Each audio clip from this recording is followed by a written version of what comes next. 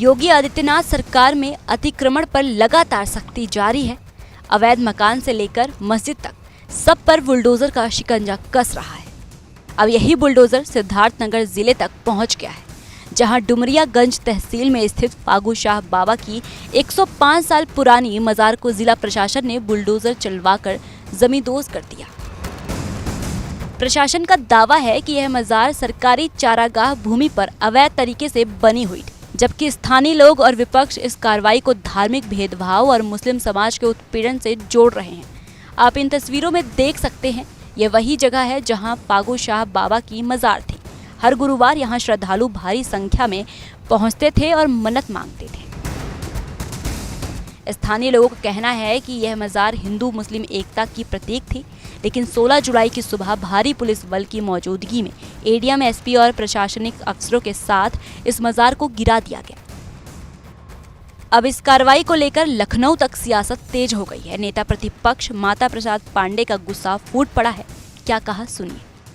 जहां हजारों की संख्या में सीधी सादी महिलाओं को गुमराह करके मन्नत मांगने के नाम पर और मन्नत पूरा होने के नाम पर हजारों महिलाएं मन्नत मांगने जाती थी। व्यवसाय इन मौलवियों का चलता था।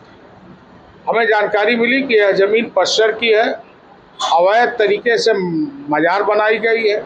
उस पर एक सपा के विधायक और सपा के सांसद के द्वारा विधायक निधि और सांसद निधि का दुरुपयोग करके उस तथाकथित पश्चर की जमीन पर मजार के नाम पर पैसा दिया गया। ये सपा का यही दोहरा चरित्र रहा है, जो हिंदुओं को अपमानित करने का काम करते रहे। लेकिन प्रशासन ने बहुत अच्छा निर्णय लिया, जांच पड़ताल किया, अवैध सारी गतिविधियां सही पाई गई। 50 महिलाएं वहां रात में मन्नत के नाम पर रुकती थी, जो अवैध काम भी उनसे कराया जाता था। इसीलिए मजार ध्वस्त होना बहुत जरूरी था और हम प्रशासन को, विशेष रूप से यहाँ के कलेक्टर को बहुत बहुत धन्यवाद एवं बधाई देते हैं।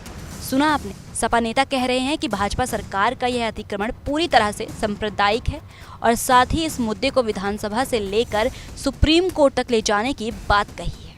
वहीं इस पर पूर्व बीजेपी विधायक राघवेंद्र प्रताप सिंह ने उल्टा सपा को ही लपेट लिया, जिससे कि सामाजिक सद्भाव न रहे और फागू बाबा के ढेर पर जितना मुसलमान जाते थे उससे कम हिंदू भी नहीं जाते थे। हिंदू मुस्लिम मिलन का एक स्थल था, आज उसे तोड़कर वहां के प्रशासन ने बड़ा दुष्कर्म किया है। और ऐसे मामलों को हम लोग जब सरकार असेंबली चलेगी तो उसमें तो उठाएंगे ही, साथ में इसे भी हम हाई कोर्ट में ले जाकर के इसके खिलाफ कार्रवाई कराने की कार्यवाही करें। खैर, ये तो थी राजनीतिक राय, लेकिन सवाल ये है कि अगर ये मजार अवैध थी तो ये कार्रवाई पहले क्यों नहीं की गई? क्यों अब तक प्रशासन सो रहा था?